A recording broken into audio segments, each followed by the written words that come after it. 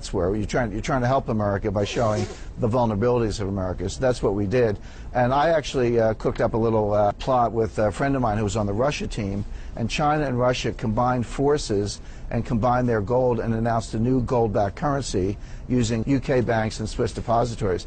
And what they said is, from now on, if you want Chinese exports or Russian natural resources, we will no longer accept dollars. You must pay us in this new gold-backed currency that we sponsor, as a way to kind of get the United States to, to think hard about the vulnerabilities of the dollar. It was a fascinating exercise. It's all described in the book. I hope the readers enjoy it. But it was a deadly serious gambit by the Pentagon to understand how financial war could play out. You also mentioned, I want to talk about a tweet that you've left in the last day or so, again on the special drawing rights. You said, you tweeted that the G20 will go to the special drawing right before they go to gold, and then gold is the last resort. Walk us through that, Jim. Sure. I mean, the thing is, central banks and the international monetary elite, represented by the G20 leaders, the IMF, and then the central bank heads and finance ministers around the world, just to be clear, they hate gold. Now, they have it. The U.S. has not sold any gold since 1980, and Europe's been holding on to their gold. So the people with gold are hanging on to it, but they actually hate it. They would prefer fiat currency because they can manipulate expectations, they can manipulate people. People who are kind of in on the game can hedge themselves with, things like gold, land, fine art, other types of hard assets.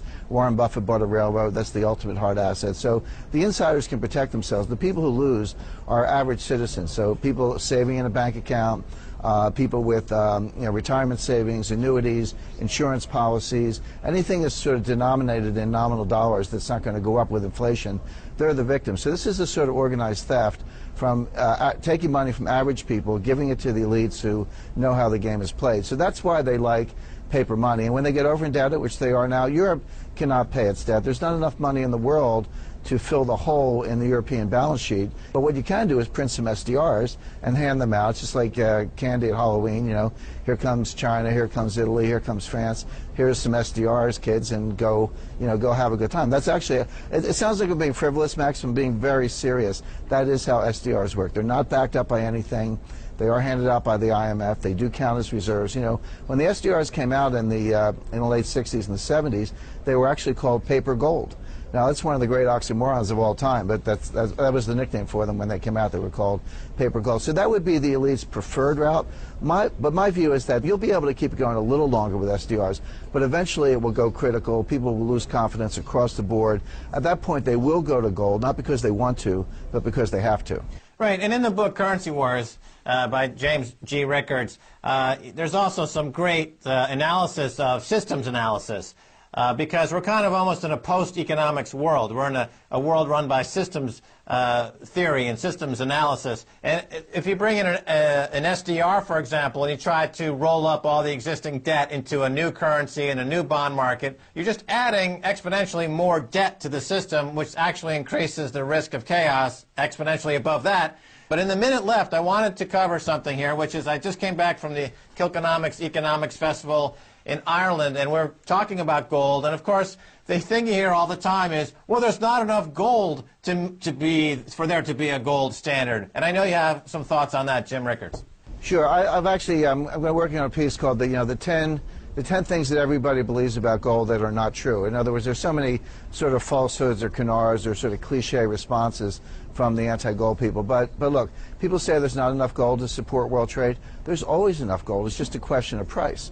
There is not enough gold at $1,700 an ounce, but there's plenty of gold at $7,000 an ounce. So the point is, it's not about the quantity of gold, it's about the price you choose to back up the money supply. And this is another very serious point. This was the blunder in 1925. In 1925, in the wake of World War I and the Weimar hyperinflation and reparations and all the problems, the world wanted to go back onto the gold standard.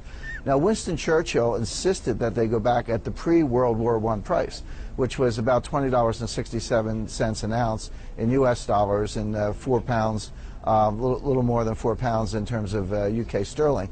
He felt it was the honorable thing to do. Probably his motivations were right, but it was an enormous blunder because so much paper money had been printed during World War I that to go back on the gold standard at the pre-World War I price, you had to take the money supply in England down by 50%. Well, England was in a depression 10 years before the rest of the world. That was highly deflationary. Later in his memoirs, Churchill said that was the worst mistake he ever made. And this was the guy who orchestrated Gallipoli, so he had a couple of mistakes in addition to all his great achievements. So the answer is, it's not just, when you go back on the gold standard, you have to think really hard about the price.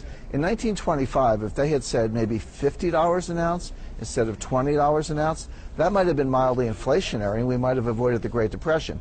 Now, ever since, economists have disparaged gold and marginalized gold and said, well, look, just look at the 1920s. You can see it failed. Well, it did fail in the 1920s, but not because of gold, but because of the price. So when you go back to the gold standard, you've got to get the price right. That's why I recommend actually a commission to study this and make some recommendations. I give a range of values in the book. I don't want to put a stake in the ground over a certain value, Max. I've got the low end about $3,000 an ounce, and at the high end, $44,000 an ounce. And these are not made-up numbers. They're all just very simple math ratios of gold quantities to money quantities. For example, do you use M0? Do you use M1?